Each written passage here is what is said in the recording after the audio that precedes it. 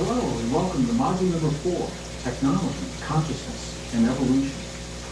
In the last module number 3, we talked about the growing movement of what's called transhumanism. In this module number 4, what I want to share with you, I want you to see this very clearly, is why we are absolutely not what we have been told in the past, and we're not subject to the limitations of what we've been told in the past, and we're more probably than we have even allowed ourselves to imagine. Even in our wildest dreams, there's something within us that seems to hold back. The technology is here. It's not like it's down the road, it's on the way. Technology is here. Morality has to catch up, but we have to choose how much of ourselves we give away. How can we even begin to make that choice until we fully define what it means to be human? New discoveries are revealing the new human story. I'm going to do this very quickly as a series of discoveries. Evolution as a theory is a fact. I've seen it for myself in the fossil record. I've seen it for plants, animals, insects, seashells, even in the ocean. It is a fact. It simply is not for us. The theory breaks in when it comes to us. We are called anatomically modern humans, AMH. And for us, the theory does not and cannot explain why we are as we are today. Here's what I mean by this. Discovery number 1, the physical evidence. There has never been physical evidence to support Darwin's theory of evolution. Darwin's theory was released in his book, 1859, is when he released the book, Origin of Species. And since that time to this day, the best minds in science, the best universities, the greatest sums of money, the most sophisticated technology, have looked all over the world. And if we were looking in the right way, barking up the right tree, if we were doing it, I think we would have found the evidence by now. What scientists say is we simply haven't looked in the right place. What you see on your screen is called the evolutionary tree of life. We are the modern human skull in the upper left-hand corner with the red circle around it. The other skulls are primitive forms of life that scientists have believed predate us, that we've evolved from, and the green lines that you see connecting us with them are to indicate that relationship. The problem is, and you'll see this, those green lines are broken lines because there's no physical evidence to support them. The legend that you're seeing on the screen, if you could read that, it shows that these green lines are what are called inferred or speculative relationships. They're believed to be true, although the information, the physical evidence has never been found to support them. So the problem with this story is it is taught as fact in our classrooms, and any competing evidence, even if it's based on rock-solid science, is not shared in the mainstream because it does not support what is called the standard model when it comes to our origin. This is the standard model for our origin. So discovery number one, physical evidence doesn't exist. It is yet to be found. It has never existed. It is believed to exist. We just haven't looked in the right place, is what scientists tell us. Discovery number 2. This sounds like something from science fiction, because it is. We can now extract DNA from the fossilized remains in the bone marrow, in this case, of ancient forms of life. Cro-Magnon, Neanderthal, Australopithecus, Lucy. We can look at their DNA and their genome and compare it to our genome today. And this has been a problem for evolutionary biologists because the DNA of modern humans, our DNA today, is not close enough, for example, to Neanderthal to suggest that we descended from them. And we now know that we did not descend from them. We shared the earth with them. We probably interbred with them. We had Neanderthal boyfriends and girlfriends. And that's why we still have some Neanderthal DNA, remnants of Neanderthal DNA in our genome today. If we shared the earth with them and interbred with them, we could not have descended from them. The same science is also telling us that another form of life, it used to be called Cro-Magnon, is now, that term's no longer used, it's called anatomically modern human.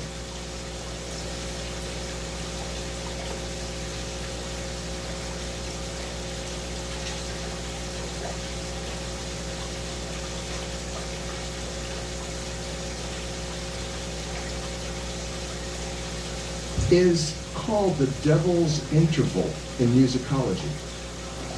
That when you play 741 with 528, it creates such an annoying and dissonant energy, diseasing, stressful, that if you continue to listen to it, you could die.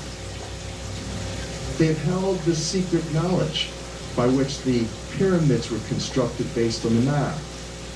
All of the universe is constructed according to these 9 tones. They knew about them. In fact, they instituted. In fact, it was the Rockefeller Foundation in 1939 that instituted the world's standard tuning. The Western world tunes to A440 hertz frequency. That when you tune your instrument to that, the F sharp note is 741. Precisely. Not 7.41.1 or .2, it's 741.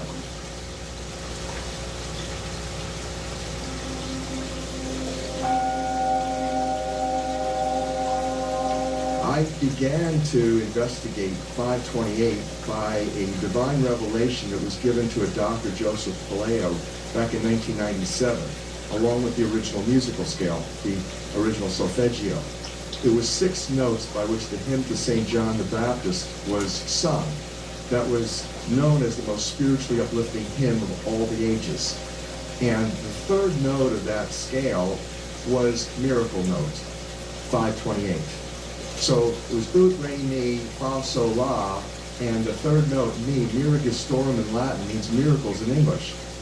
So from that moment on, I began to think of 528 as something very special, but I had no clue whatsoever what it really was. I had no knowledge whatsoever about it being a love frequency, nor did I have any concept that it was the prophesied key to the house of David. In the book of Isaiah in the Old Testament, 22:22, and in the book of Revelation, 3:6-8, it talks in the end times about an angel from Philadelphia, the city of brotherly love, coming and heralding a miraculous key that opened doors that no man can close and closed doors that no man can open. I had no knowledge whatsoever that that was 528. And now we have substantive evidence, massive amounts of evidence. It turned out that when we discovered the original musical scale, there was not just 6, but a total of 9 core creative frequencies to the universe. That is, everything in the universe is made from 9 notes, only 9. And that the first 6 are the solfeggio, and then there's 3 additional ones that form a perfect circle of sound. And that perfect circle of sound looks something like this. If you graph it. So the first 6 notes, 396, 417, 528, 639, 741, 852, was the original solfeggio scale. The 528 that you can see on my left in green is the color green. It's the heart of the rainbow. That's the miracle note from the original solfeggio note, from the original solfeggio scale. And the other note that you see, 741, which is part of nature, is called the devil's interval in musicology. That when you play 741 with 528, it creates such an annoying and dissonant energy, diseasing, stressful, that if you continue to listen to it, you could die. And so that the concept here is interesting. In the world today, we have people who are controlling virtually everything economically, geopolitically. Their agenda has been population manipulation, population control for millennia. They've held the secret knowledge, the ancient music, by which the pyramids were constructed based on the map. All of the universe is constructed according to these 9 tones. They knew about them. In fact, they instituted. In fact, it was the Rockefeller Foundation in 1939 that instituted the world's standard tuning. The Western world tunes to A440 hertz frequency. That when you tune your instrument to that, the F sharp note is 741. Precisely. Not 41.1 or .2, it's 741, which meant that there was a clear, scientifically researched intent, and indeed that's exactly what happened. The 741 A440 link came out of military research in the 1930s to induce psychosocial stress and dis-ease to the max. It was selected that A440 would be the standard tuning for the Western world. In fact, quote, mass hysteria, end quote, could be induced by instituting that frequency. And now you begin to explain why you went from the era of Frank Sinatra, where women would mostly swoon over Frank. Suddenly, Elvis Presley, rioting began. It was scientifically determined for military acoustic warfare research that if you simply used A440 standard tuning, that you could engage about 6% of the population, perhaps, to actually go into this kind of crisis, into this hysteria. And that those people then, especially if they were televised and they were promoted in broadcast, could potentially affect a social, virtually British invasion. Now you begin to reconcile what happened. This information is all in the book of 528. Your heart center, your heart chakra, if you will, which spins in greenish yellow. That's the color of grass in the botanical world. That color of grass is that color because of 528. In fact, you would not have 5,280 feet in a measured mile if it wasn't for 528. You wouldn't have circles. You wouldn't have squares. You wouldn't have any sacred geometry. You wouldn't have pyramids. The pyramids are intimately constructed based on the mathematics of pi, phi. You wouldn't have pi or phi without 528. In other words, you wouldn't have anything without love.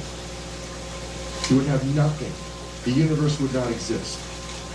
528, in essence, takes you from the heart of your heart, through the heart of the rainbow, which is greenish yellow, to as above, so below, as it is in your own DNA, in chlorophyll, expressing the bounty and the glory of love throughout the botanical world. So it is in the Creator's heart. 528 hertz frequency has been determined to be nearly the precise center of the entire electromagnetic color spectrum. In other words, the center of the rainbow. At the center of the rainbow is the color green. Now you know why there's so much in the botanical world of life, so much green. Because everybody's vibing to the center of the blessing. And this is the first evidence also that we have, because your heart chakra energy vortex center is green, meaning that the center of your heart, now we have definitive evidence, is connected to the center of the universe. How magnificent is that revelation? So this concept also is additionally supported. There's only one number in the entire number of systems, whereby the electromagnetic color spectrum is the same as the sound system. That one number is 528. Both the same in color and sound. 528 hertz frequency.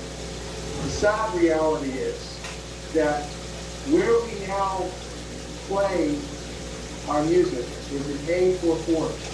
Where did that come from? It used to be 417. A440 came in with the Roman Catholic Church. They suppressed the frequency. They lost somehow the 152 of the best Gregorian chants, including the hymn to St. John the Baptist, which we now recover. That particular hymn was what triggered Dr. Palaio's investigation, looking for those frequencies of vibration by which the music was played. It was known as the most uplifting hymn of all the ages, the most spiritually uplifting hymn. Hymn to St. John the Baptist. It played the 6 tones. These are those 6 tones. These are those 6 frequencies. And so the A440 is what now is the standard tuning.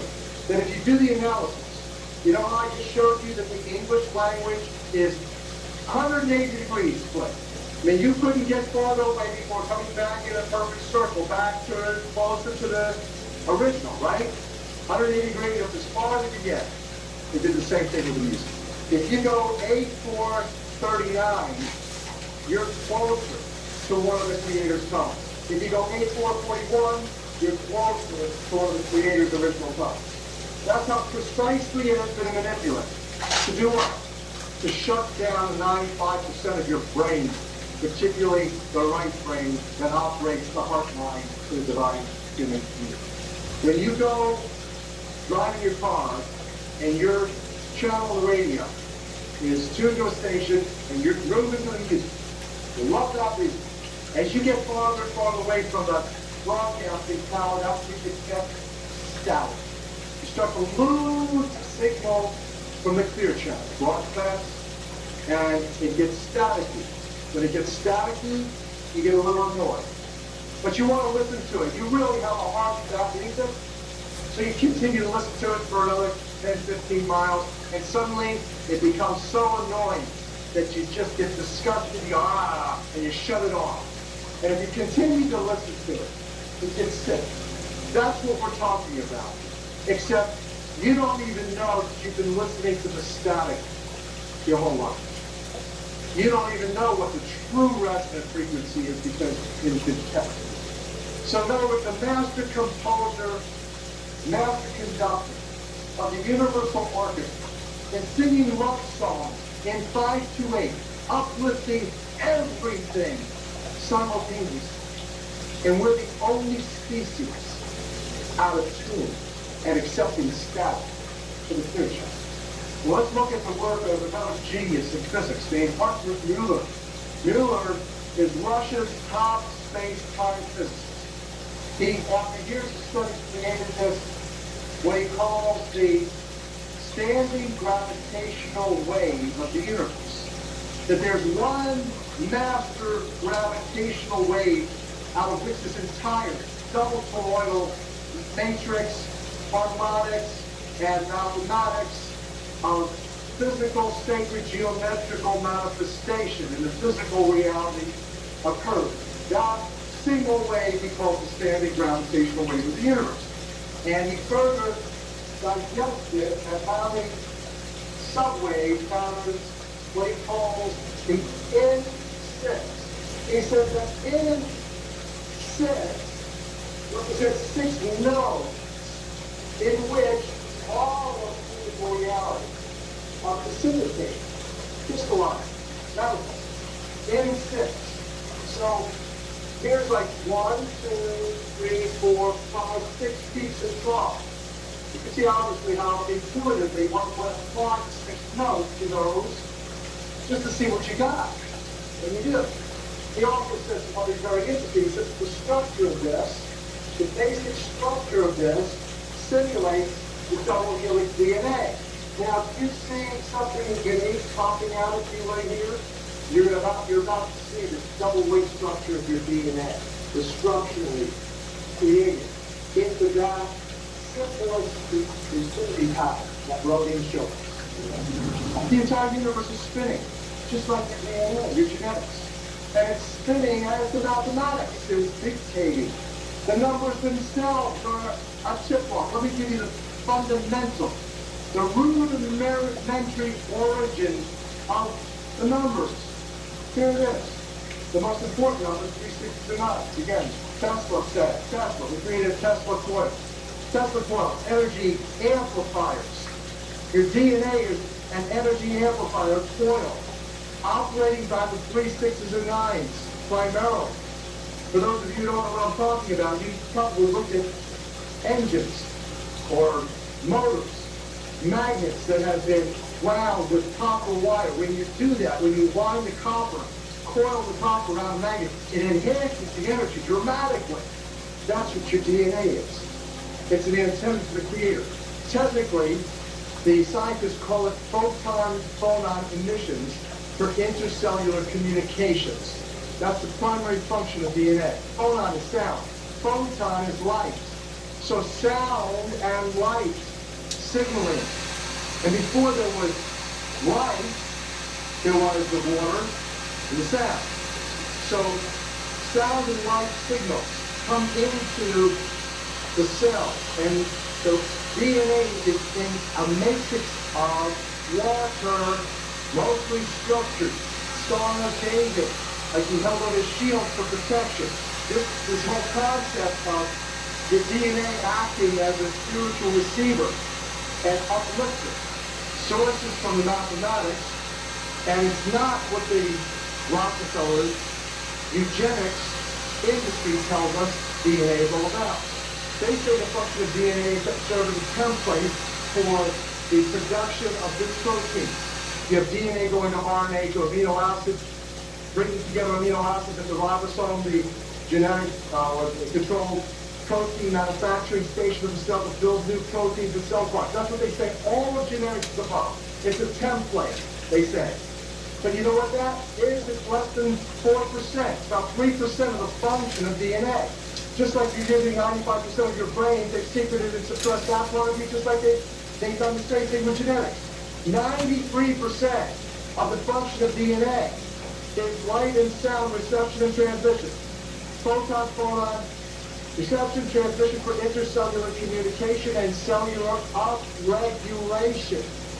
Now, I'm going to share with you and show you the science by which I can share with you assuredly your DNA is an antenna to the Creator that operates like a Tesla coil because of the creative juice in you.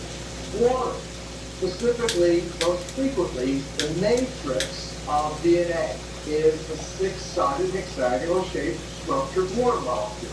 And this is from science that Lee Lorenzen shared with me, and he shared with Dr. Emoto.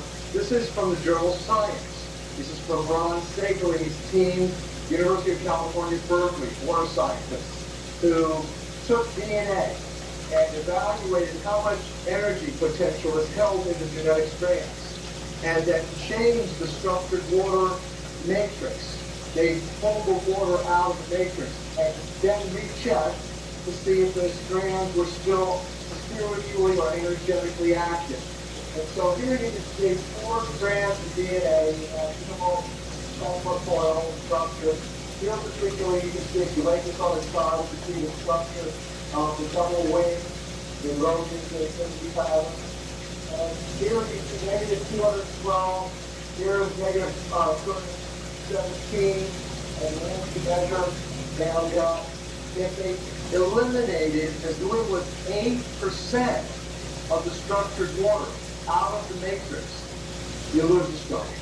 It unfolds, and look at what happens to the energy signal. Negative 12.3. Goes down dramatically. So this is what I'm saying to you. Now, in the last segment, you learned about how the heart, we talked about how the heart is resonating at 528 love hertz frequency to the center of the universe, resonating in sync. Your heartbeat is timed, ideally by nature, exactly like that. You're in communion with nature. It has the heart-mind intelligence. It provides that intuitive or light brain function, and that the connection to the sacred spiraling of all the DNA is operating through this water-filled structure. That's what's really uplifting. And that the energy that's being, again, pumped out of you into the Creator is all working in sync, like a divine harmony. Again, why I say it's the universal orchestra, the master conductor, master composer, the universal orchestra singing love songs to everything, uplifting everything simultaneously, particularly you, through this antenna, which is in every single cell. That means that every single cell of your body has this energy capability. It has this divine intelligence. So the concept that your being, your whole being is this, as I said, bioholographic precipitation, crystallization, miraculous manifestation of divine frequency vibration coming to you in living color. And you think about this for a second. Again, going back to how it's right in front of your face, this concept of how we're going to get out of this mess, this concept of the music that shall set us free, Think about the most famous band, rock band in history, the Beatles. But what did the Beatles give us? That is exactly what I'm telling you. They gave you a feature-length movie, an animation called Yellow Submarine. What was the whole storyline? It was where you have this magnificent people full of living color. All they were doing is vibing and being creative in love and harmony, and they were playing divine music and symphonies from Sgt. Pepper playing Sixth Unity to the quartet, and all of a sudden, who comes along? But blue meaning. You know, this concept of beware of those who call themselves Jews who are not, said the Messiah. Today, beware of those who call themselves Christians who are not. Or beware of those who call themselves Muslims who are not. Anyway, the concept of this being a Jewish conspiracy, this globalist manipulation of Jewish conspiracy is in the film. You have the professor, the wise old professor, the nowhere man, this blue meanings come and attack, and the big boss, the crime boss, is approached by the professor and he says, "You don't look bluish. Beware of those who call themselves Jews who are not." And then what happens is that the military of the Blue Meanies come and they take away all the music. They take the instruments. They incarcerate the instruments. And the living color, divinely created people turn into fragile black and white. That little bombs go off, mostly sound vibration bombs that shake them and they fall into pieces. And it was the mission of Sgt. Pepper's Lonely Hearts Club Band to rally the troops, to infiltrate, to release the instruments that are being captive. So we have a choice that we can remain in dissonance, or we could literally vibe to a new song. That's the fulfillment of the book of Revelation 14:1. Where 144,000 people who hear this message, that they feel it in their hearts, and they make a choice to sing in a new key, the key of love. You reconcile from that Jesus' entire ministry.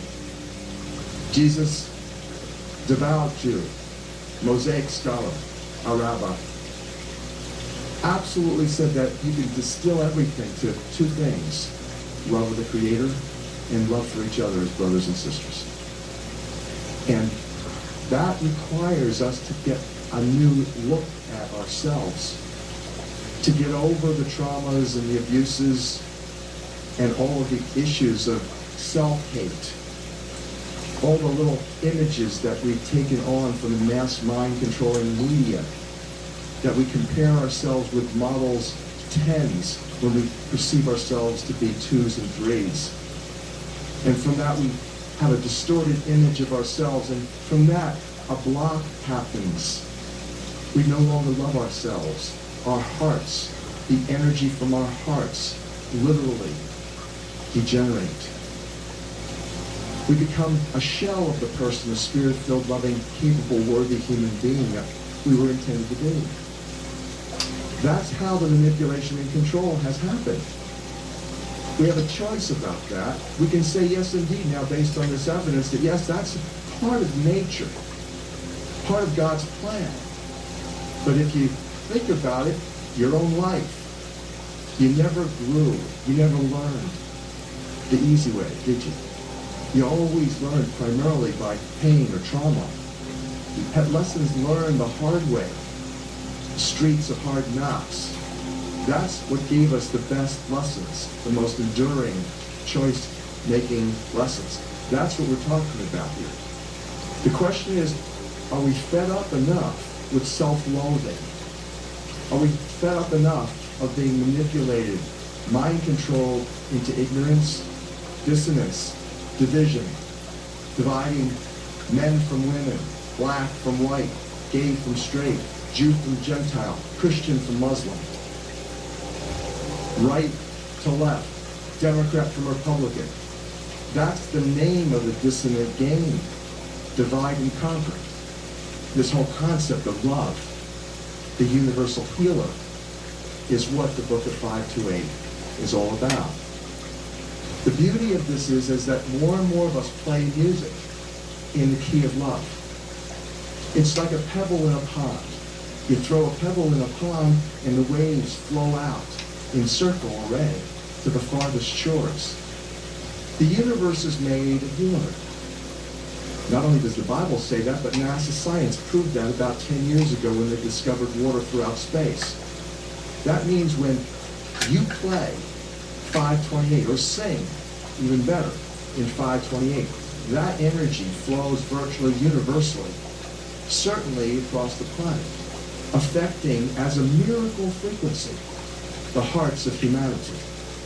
So that the heart chakras are open and beginning to spin.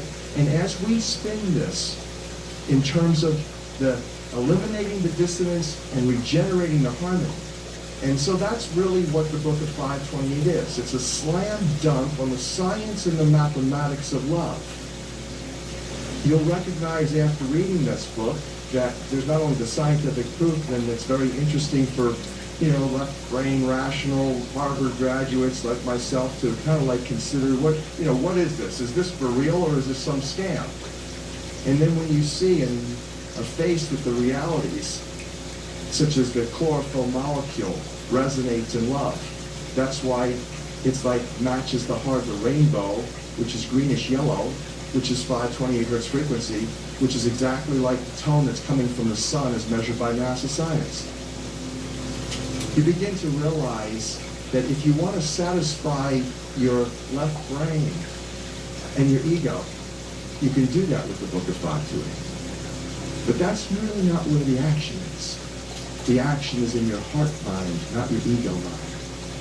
And so the beauty of the revelations in the Book of 528 is that we can literally accept that evil and poor choice making is a part of nature, is a part of human development, and even evolution of the species, and involved in survival of the fittest for sure, but you know what? It's secondary to the sustaining, miraculous power of love, and that's in your heart.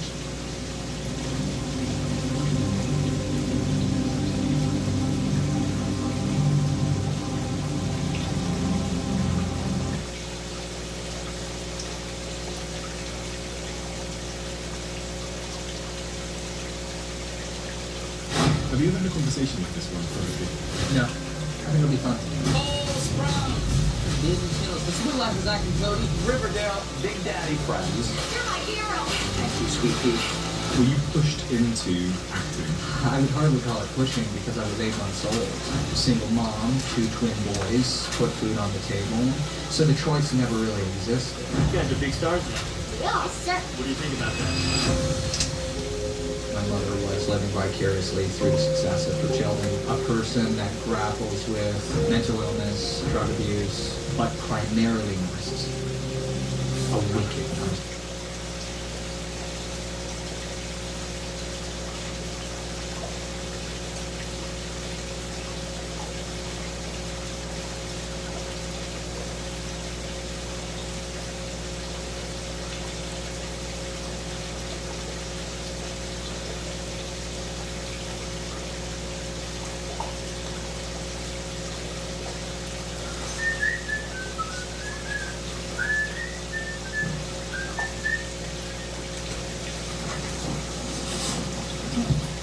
Oddly enough, I was planning on doing it anyway, to be sensitive, maybe approach some topics. A bunch of people on live stream and in comments wanted me to make a video on prayer and the nature of prayer and metaphysics of prayer, and I was actually planning on doing that anyway. I wanted to know what you thought about that. Be sensitive, more accurate and logical, of course. Also, too, whether anybody wanted me to make a video. Some interesting observations on the banking collapse. There's a lot of bad stuff going on. And the only reason the stock market responded positively is because of the government said that they weren't going to raise interest rates. It's not that they were responding positively because of the hideous turmoil that was going on with the banking sector, but that's a matter for another video. We were talking a lot about I didn't bring up the topic about 2 souls, and it was discussed in several live streams, and I've seen it in comments before. People say, "Will you make a video about it? I keep hearing about two souls, and that's actually across all platforms of ancient metaphysics, both Greek, Indian, and Egyptian, and Scythian, and on and on and on, actually.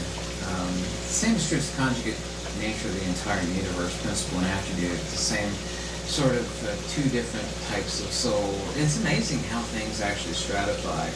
From the most simplex, i.e. the absolute, where you actually have a conjugate pair between the principle and the attribute, i.e. the agathon, or the one, or the good, or God, and the extrinsic attribute, which the Greeks called the iuristos dias. In Old English, it's actually kind of accurate. English is not very good for metaphysical language. The best is, it's debatable whether it's Greek or Sanskrit. We can debate that.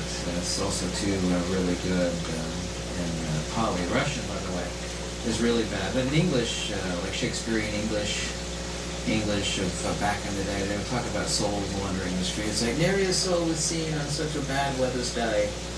And this soul, of course, is a reference to the existential persona non grata, Bob, Sue, and Larry. So this idea of two souls, apparently, and I never think about it in that way, I guess, since I've been, so deeply entrenched in this stuff for decades, that the ideation of two souls really confuses a whole lot of people, apparently so.